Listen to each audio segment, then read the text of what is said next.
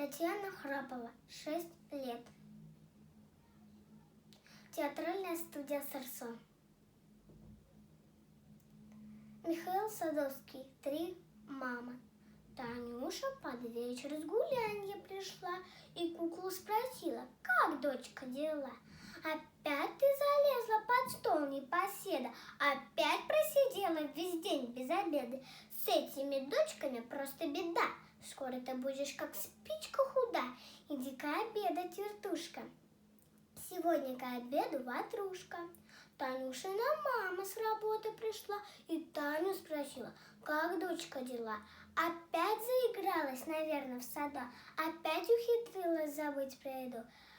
«Обедать!» — кричала бабуся 100 раз, а ты отвечала: сейчас, да сейчас.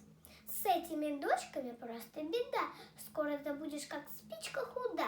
Иди-ка обедать, вертушка. Сегодня к обеду ватрушка.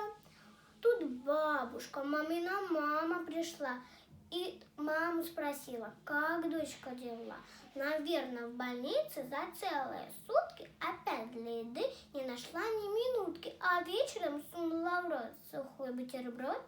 Нельзя же сидеть целый день без обеда, уж доктором стал, а все непоседа. С этими дочками просто беда, скоро ты будешь как спичка худа.